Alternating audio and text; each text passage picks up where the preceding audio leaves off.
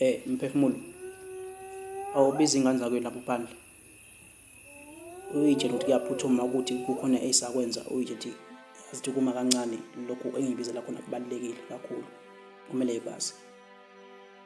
Okay, ngifuna nihlalisane nonke ukuze ninele. Ngoba angifuni ukuthi engabikho ongasizwa lesi story ngixoxa namhlanje. Manje ngathi khona oshodayo umqondo. Leziyo ayobheka umqondo phandle umtshela ukuthi kuyaphuthuma. Ngiyamazi ukhonza ukudlala kakhulu nabangani bakhe kodwa umtshela uzoba isikhathi esincane bese ephindele emuva nehlaphaseke niqhubeke nebe nikwenza osukwini. Hlala phansi.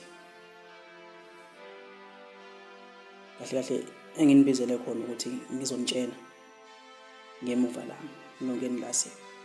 Niyazi ke lapha esabaleka khona lo muzi sasake kuwona. Ekhaya lokuqala.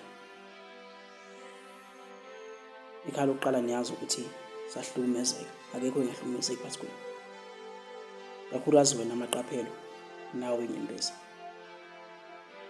Wena amehlo ke ubuhlezi ukhombisa ukuthi kule ndawo ucela usisi.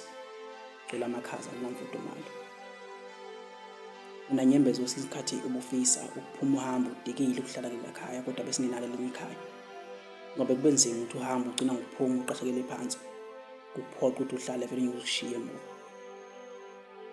Bekunzima kakhulu. Kakhulukazi wena inhliziyo ke. Nguthola konke bengibona kulela khaya. Ngithola lonke usizi. Kodwa akaze wathula nangelilodwa ilanga. Wena ke emqondo usemncane kakhulu.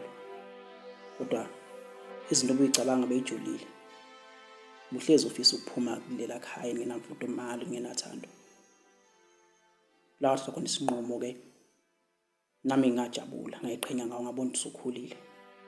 La wathatha khona isinqumo sokuthi uphumile la khaya. Kwabanzima ke kumina ukuthi ngithole ikhaya ngoba ngabe undingasithebeni isikhathi eside. Safuna ukuyithola ukuthi kahle kumele ngenze njani. Kodwa amandla kaMdali namathonga okuyiwona ngibhekile. Angiphi ikhaya. Ngasethi angethe lelo khaya ngithi ngwankondlo. Kwankondlo ke leli khaya leli ke enikhulile kulona. Ngithola imfudumalo nothando.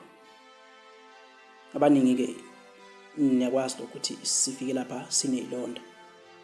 Kodwa sithe masithola ikhaya elifudumele lothando kwaphela zonke lezi zinto zathobeka lapha kwankondlo. Leli khaya lenu ke kwankondlo ngifuna niliphathe kahle, nihloniphe, ninike uthando nani. Njengoba nani namukeleke kuleli khaya ngokuthando nangemfudumalo. Ngifuna nazi nonke ngamunye. Inhliziyo, umphefumulo, umqondo. Nawe emehlo nenyembezi. Ngifuna nazi ukuthi konke esehlule khona kwangeyona inhloso yokuthi ngizwe ubuhlungu. Kodwa la kumina Sidumbu kwakunzima ukuthi nginifikele ngoba ngazinginetha. Kwakwala noma sengibekezela ngibona ukuthi kunzima. Kodwa ukuthi ngixisho lengitshela ngayo yasemhlabeni inamandla. Ngifuna nazi ukuthi konke lokho kwenzakala lesihlule kuko ukuze inhlungu enganzusa khona kwangeyona inhloso okuyizigigaba nje sasemhlabeni. Ya senihamba niqhubeke nodlala abanye beqhubeke nomsebenzi wosuku yasegcekeni. Imbongi yasenhlwathi.